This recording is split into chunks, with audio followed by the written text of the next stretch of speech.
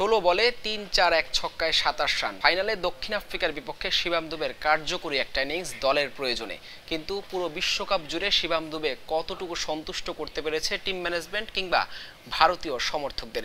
পুরো বিশ্বকাপের পরিসংখ্যানটা যদি একটু দেখি, শিবাম দুবে 8 ম্যাচে 133 রান করেছেন, 22.16 গড় আর 114.65 স্ট্রাইক রেটে। একটিও 50 তিনি করতে পারেননি। প্রতিটা ম্যাচেই প্রায় ব্যাটিংয়ের সুযোগ পেয়েছেন, কিন্তু সেই সুযোগটা কতটুকু কাজে লাগিয়েছেন শিবাম দুবে, সেটা এখন বড় প্রশ্ন।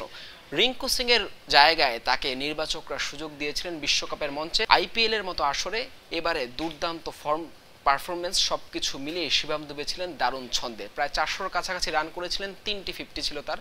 সেই জায়গাতে রিঙ্কু সিং এর জায়গায় তাকেই সুযোগ দেওয়া হয়েছিল বিশ্বকাপের মঞ্চে।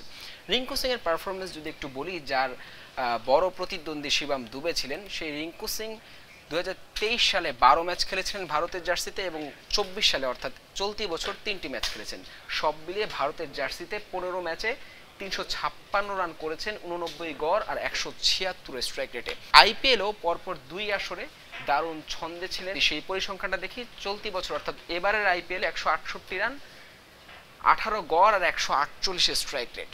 সেই জায়গা থেকেই প্রধান নির্বাচক ভারতের, তিনি দল নির্বাচনের সময় বলেছিলেন তাদের জন্য কঠিন একটা বিষয় ছিল রিঙ্কু সিংকে দল থেকে ড্রপ করা, অর্থাৎ তিনি স্কোয়াডে আছেন বাট রিজার্ভে ছিলেন, কিন্তু মূল স্কোয়াডে তিনি জায়গা পায়নি। তার জায়গায় শিবাম দুবেকেই সুযোগ দেওয়া হয়েছিল। সেই শিবাম দুবে যে পারফরমেন্স করেছেন, সেই পারফরমেন্সে আসলে কতটুকু সন্তুষ্ট হতে পেরেছে ভারতীয় সমর্থকরা?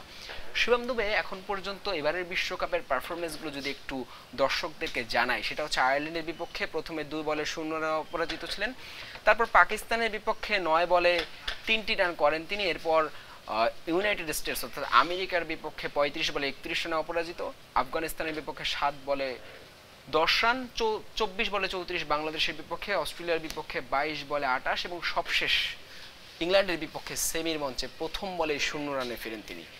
পুরো আসরটাই তিনি অনেকটাই সাদামাটা ছিলেন। যে পারফরমেন্স তিনি আইপিএল এর মঞ্চে দেখিয়েছিলেন, তার কতটুকুই তিনি দেখাতে পেরেছেন বিশ্বকাপের মঞ্চে, সেটা একটা বড় প্রশ্ন। রিঙ্কু সিং নাকি শিবাম দুবে, সে নিয়ে অনেক তর্ক বিতর্ক হয়েছে সোশ্যাল মিডিয়ায়।